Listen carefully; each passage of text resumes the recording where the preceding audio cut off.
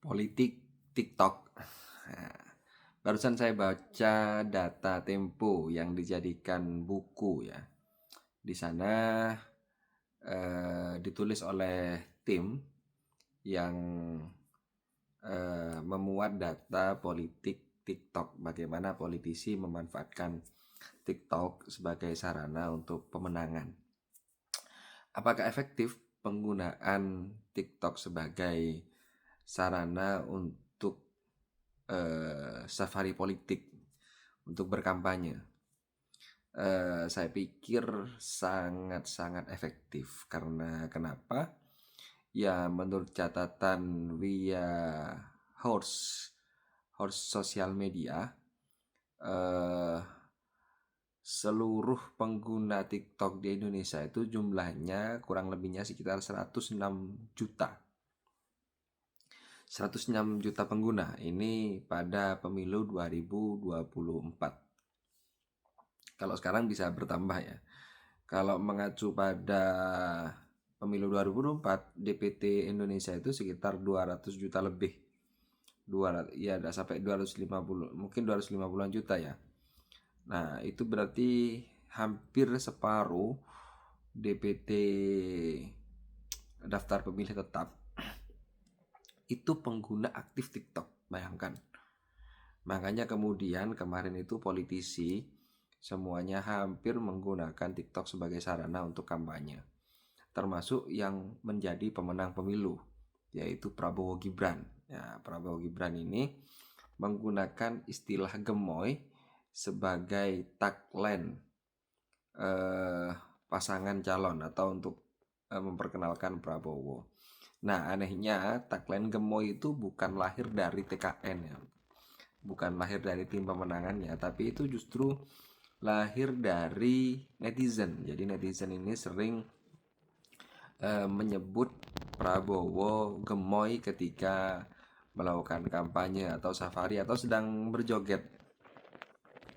Nah, oleh TKN itu ditangkap sebagai hal yang positif.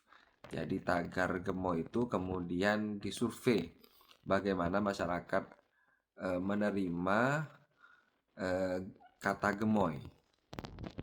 Nah, rupanya 80% pemilih Prabowo Gibran pada waktu itu menganggap kata gemoy itu positif. Bahkan pemilih Anies Baswedan pun itu juga menganggap kata gemoy itu sesuatu hal yang positif. Nah, akhirnya gemoy itu juga dijadikan gimmick untuk berkampanye. Nah, cerdik ini ya. Jadi menangkap apa yang yang sedang trending. Karena begini, TikTok itu kalau ingin viral harus mengikuti lagu. Misalkan kalau ada lagu yang sering digunakan, terus kemudian ada kata-kata yang sering diucapkan dan sering FYP dan viral, itu yang harus ada dalam video itu. Misalkan seperti yang disampaikan oleh Yonglex, Samuel siapa itu namanya. Yonglex ini dulu yang menangani akun ofisial Ganjar Prabowo, Ganjar sama Mahfud ketika pemilu.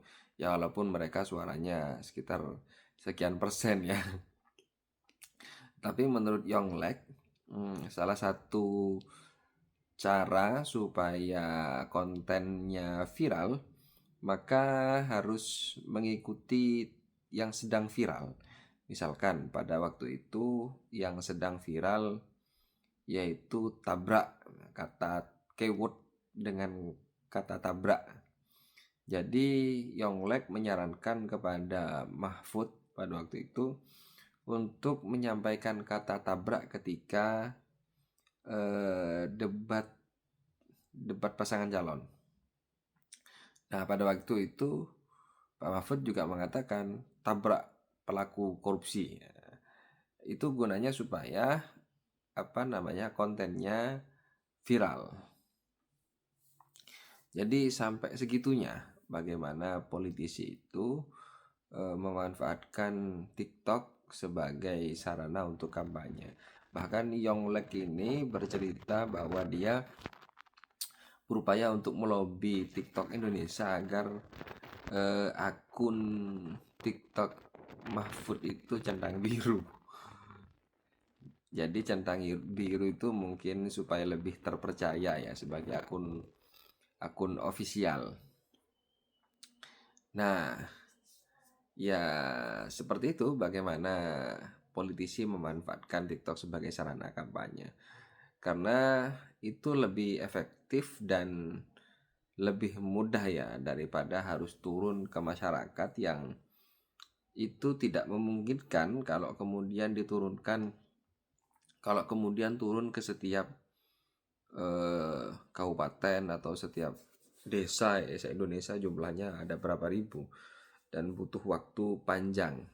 Tapi dengan ada sarana media sosial seperti TikTok, Instagram, Facebook, terus kemudian Twitter, ini sebagai sarana kampanye yang efektif, juga ada YouTube ya. Ini yang bisa dimanfaatkan oleh para politisi. Dulu itu setiap kali postingan dengan keyword gemoy untuk akun ofisial Prabowo Gibran itu sampai tembus 13 miliar yang menonton, yang melihat. Nah, untuk pasangan Anies itu sekitar 7,5 miliar. Terus kemudian pasangan Prabowo Gibran dengan Ganjar Mahfud itu sekitar 7 miliar. 7 miliar yang menonton. Bayangkan.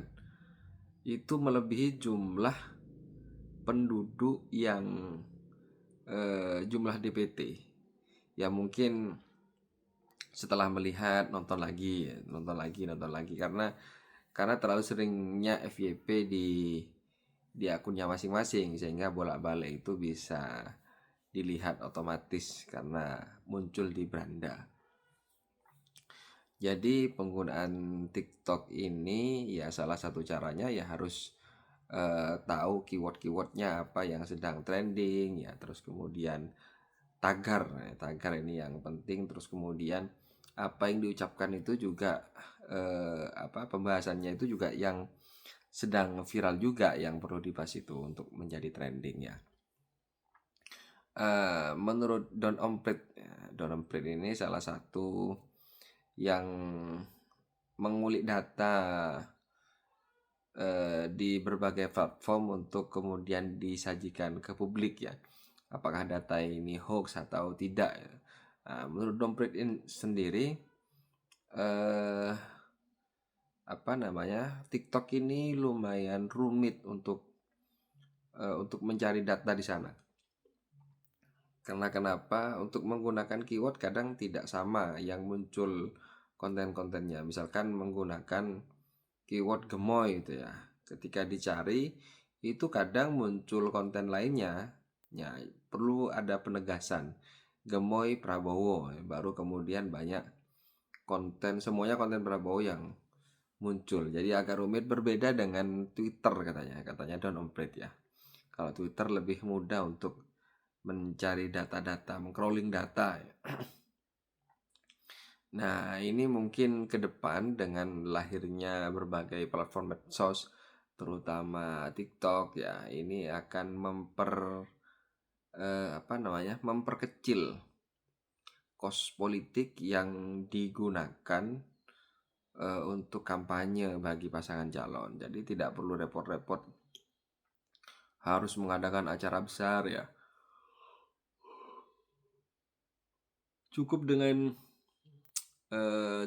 satu acara di beberapa titik atau beberapa acara saja di share di media sosial, itu sudah bisa menjangkau ribuan bahkan jutaan orang yang menontonnya. Lah, semakin kecil kos politik maka ini akan berdampak baik kepada demokrasi. Tapi kalau kemudian kos politik untuk kampanye semakin sedikit tapi justru money politiknya besar, ini ya sama saja. Karena kita tahu bahwa di pemilu kemarin katanya Romi itu kos politiknya untuk money politik itu sangat tinggi sekali. Itu tertinggi dalam sejarah pemilu di Indonesia.